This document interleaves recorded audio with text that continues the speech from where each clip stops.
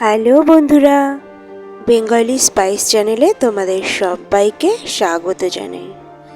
আমাদের প্রিয় খাবারের লিস্টে অনেকেরই ফ্রাইড রাইসের নাম থাকে।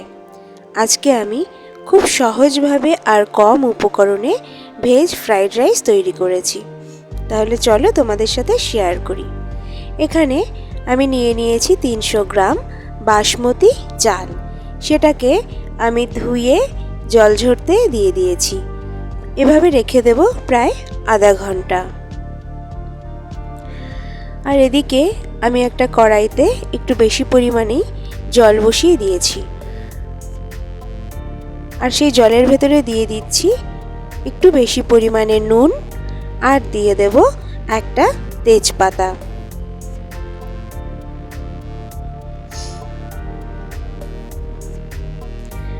এবার দিয়ে দিচ্ছি কয়েক ফোঁটা রিফাইন্ড তেল।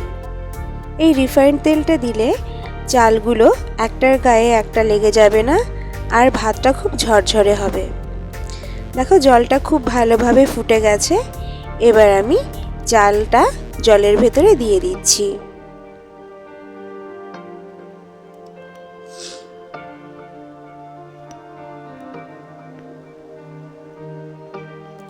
এই চালটাকে আমি প্রায় 90% সেদ্ধ করে নেব, আর বাকি 10% যখন এটাকে রান্না করব তখন সেদ্ধ হয়ে যাবে। চালটা সেদ্ধ হতে থাক, ততক্ষণে আমি এখানে কেটে নিচ্ছি। দেখো লম্বা লম্বা করে কেটে নিয়েছি গাজর, লম্বা লম্বা করে ক্যাপসিকাম কেটে নিয়েছি, আর কেটে নিয়েছি বিনস। বিনসগুলো এরকম সরু সরু করে লম্বা লম্বা করে আর তেরচা করে কেটে নিয়েছি। তোমরা এখানে চাইলে আরও সবজি অ্যাড করতে পারো। দেখো এখানে জলটা ফুটে উঠেছে। এই ভাতটা হওয়ার দিকে আমাদের খুব ভালোভাবে খেয়াল দিতে হবে, যাতে বেশি হয়ে না যায়, তাহলে কিন্তু একদমই রাইসটা ঝরঝরে হবে না। দেখো চালটা ভালোভাবে সেদ্ধ হয়ে গেছে 90%। এবার এটাকে একটা ঝুড়িতে নামিয়ে আমি জল ঝরাতে দিচ্ছি। ফ্যানটা ভালোভাবে ঝরে যাক, ততক্ষণ আমি রান্নাটা শুরু করি। একটা কড়াইতে দিয়ে দিচ্ছি একটু বেশি পরিমাণে ঘি। রান্নাটা আমি ঘি আর রিফাইন্ড তেল দুটো মিশিয়ে করব। তোমরা চাইলে পুরোটাই ঘিতে করতে পারো অথবা রিফাইন্ড তেলে করতে পারো। ঘি আর তেল খুব ভালোভাবে গরম হয়ে গেছে, আর সারা কড়াইতে আমি ঘি আর তেলটা লাগিয়ে নিয়েছি ভালো করে। এবার এর ভেতরে দিয়ে দিচ্ছি টুকরো করে রাখা বিনসগুলো। বিনসগুলো একটু ভেজে নিয়ে তাতে দিয়ে দিচ্ছি কুচিয়ে রাখা গাজরগুলো।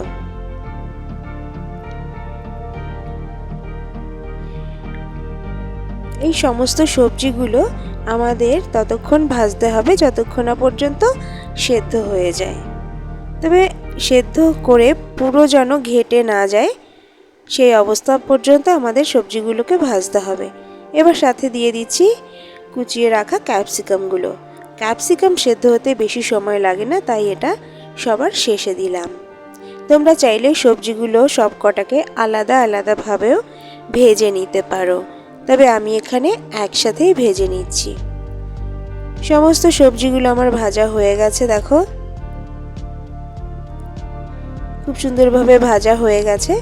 এবার আমি সবজিগুলোকে তেল থেকে তুলে নিচ্ছি।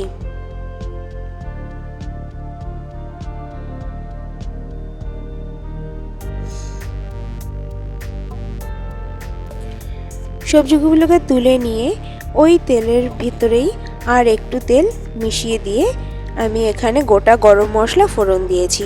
গোটা গরম মশলায় রয়েছে এলাচ, লবঙ্গ আর দারুচিনি।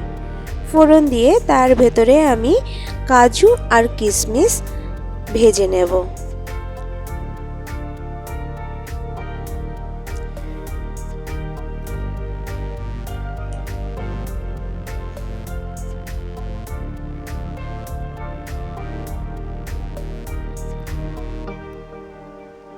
কাজু কিশমিশটা ভাজা হয়ে গেলে তার ভেতরে মিশিয়ে দিচ্ছি জল বা ফ্যান ঝরিয়ে রাখা রাইসগুলো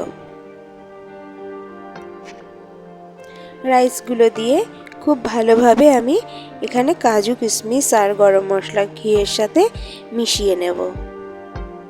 এই মেশানোর কাজটা কিন্তু খুব ধৈর্য ধরে আর আস্তে আস্তে করতে হবে।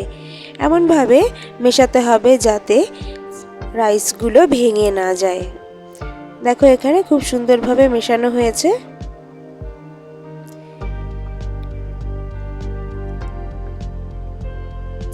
এবার এই রাইসের সাথে দিয়ে দিচ্ছি আমি চিনি।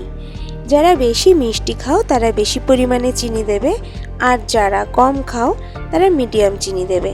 আমি মিডিয়াম পরিমাণে এখানে চিনি দিয়ে দিয়েছি, আর দিয়ে দিচ্ছি অল্প পরিমাণে গোলমরিচ গুঁড়ো।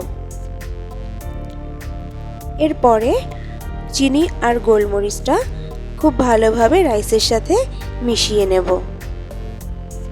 ভিডিওটা তোমাদের ভালো লেগে থাকলে লাইক, কমেন্ট, শেয়ার করো আর সাবস্ক্রাইব করে চ্যানেলের পাশে থেকো। আর বাড়িতে তৈরি করে জানিও কেমন লাগলো এই সম্পূর্ণ ভেজ রেসিপিটি। এবার এই রাইসের সাথে মিশিয়ে নেব ভেজে রাখা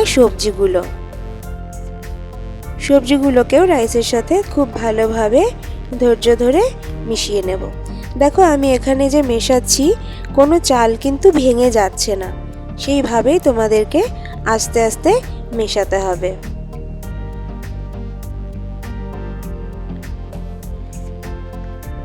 রাইস পুরো কমপ্লিট, একটু ঘি ছড়িয়ে এবার নামিয়ে নেব।